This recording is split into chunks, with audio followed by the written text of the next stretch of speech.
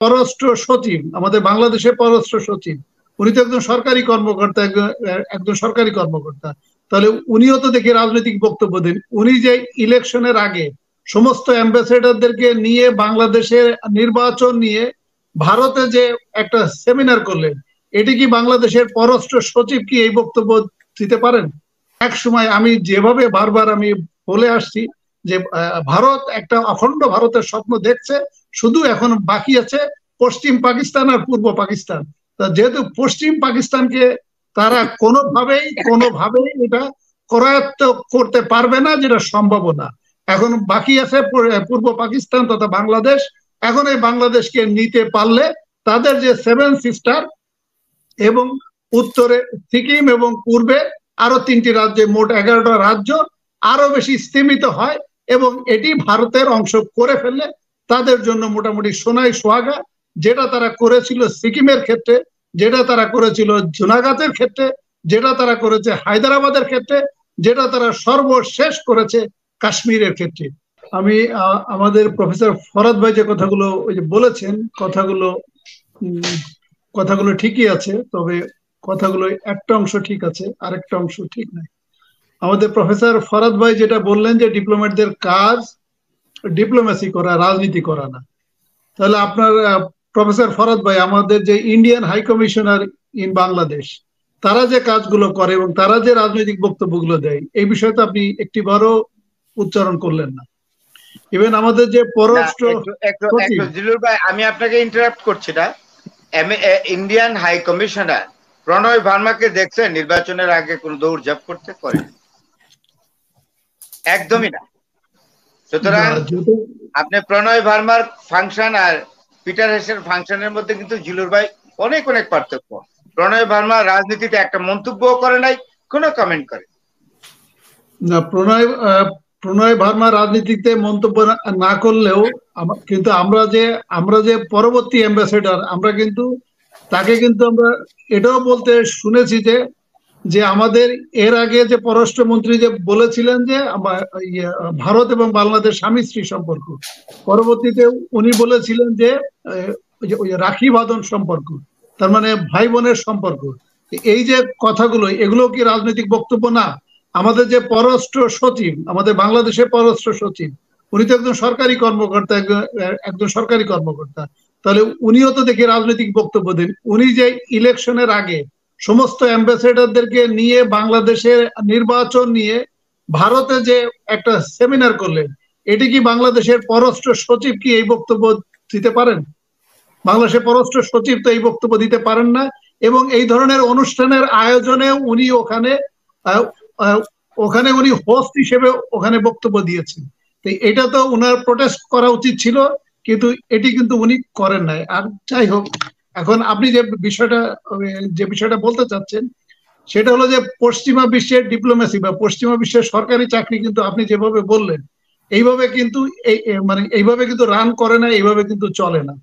কারণ আমাদের Peter D Haas সম্পর্কে যে পত্রিকায় যে লেখাটা এসেছে, ওই যে মিরর এশিয়া, এখানে তারা লিখেছে এবং তারা বলেছে যে পিটার ডি হাস সম্ভবত পদত্যাগ করেছেন ডোনাল্ড লুইয়ের বাংলাদেশের যে পররাষ্ট্রনীতি তথা বাইডেন প্রশাসনের যে পররাষ্ট্রনীতি, ইলেকশনের আগে তারা যেভাবে দৌড়ঝাঁপ করে তারা এগিয়ে এসেছিল, হঠাৎ করে G2G সম্মেলনে তারা ভারতের সাথে একাত্মতা প্রকাশ করে তারা ভারত যেভাবে চেয়েছে তারা সেইভাবে কাজটি করেছে। এবং এইটার পরিপ্রেক্ষিতে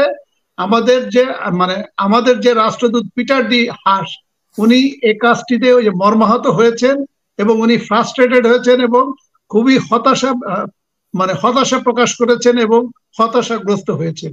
এবং এই কারণে ওনার মতো একজন বিজ্ঞ, ওনার মতো একজন লার্নেড, এবং উনি কিন্তু কিংস কলেজ থেকে পাশ করা, লন্ডন ইউনাইটেড কিংডমের কিংস কলেজ থেকে, এবং উনি একজন তুখোড় স্টুডেন্ট ছিলেন এবং ডিপ্লোমেসিতে ক্যারিয়ারও কিন্তু অল থ্রু কিন্তু উনি এ ক্যাটাগরির একজন ডিপ্লোম্যাট ছিলেন।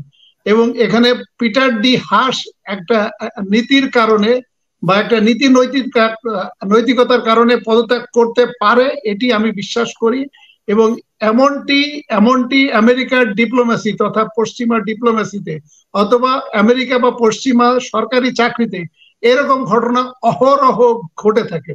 আপনার এর আগে দেখেন ইউক্রেনে যে ইউক্রেনে যে বাইডেন প্রশাসনের যে পররাষ্ট্রনীতি, এখানে ইউক্রেনে যে আমেরিকান রাষ্ট্রদূত ছিল, আমেরিকান রাষ্ট্রদূত ইউক্রেনে যিনি কর্মরত ছিলেন ভিক্টোরিয়া নুল্যান্ড, উনিও কিন্তু জো বাইডেনের প্রশাসনের যে পররাষ্ট্র নীতি রিগার্ডিং ইউক্রেন, উনি কিন্তু জো বাইডেনের প্রশাসনের পররাষ্ট্র নীতির সাথে দ্বিমত পোষণ করে পদত্যাগ করেছিলেন। এটি বেশি আগের কথা না।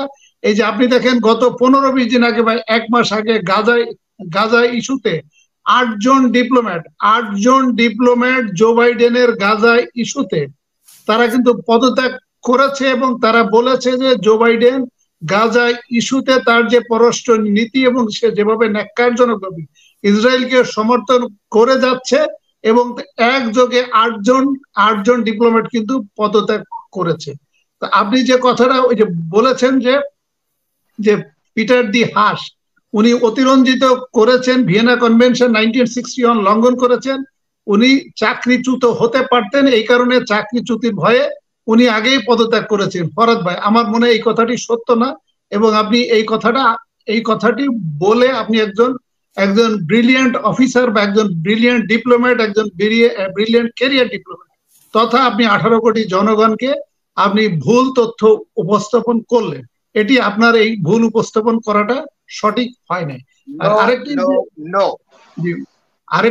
আরেকটি যে কথাটা হলো যে সেটা হলো যে আমরা ইলেকশনের আগে আমেরিকার যে তোড়জোড় আমরা দেখেছিলাম, বাস্তবিক পক্ষে ঠিক ইমিডিয়েট ইলেকশনের আগে আমরা কিন্তু সেটা দেখি নাই। এবং এই যে পত্রিকায় যে নিউজটা এসেছে মিরর এশিয়া, এই পত্রিকা নিউজটা আসার পরে আমেরিকান এম্বাসি থেকে এটি একটা প্রতিবাদ জানানো হয়েছে, এবং তারা বলেছে যে হ্যাঁ, পিটার ডি হাস পদত্যাগপত্র জমা দিয়েছেন, এবং উনি আগামী মাস থেকে চাকরি ছেড়ে উনি একটা প্রাইভেট জবে যাবেন, এবং ওই পত্রিকাকে তারা বলেছে, ইমেলের মাধ্যমে তারা জানিয়েছে, যদি আপনাদের ফার্দার আরো কিছু জানার দরকার হয় তাহলে আপনারা আমেরিকান পররাষ্ট্র মন্ত্রণালয়ে যোগাযোগ করেন।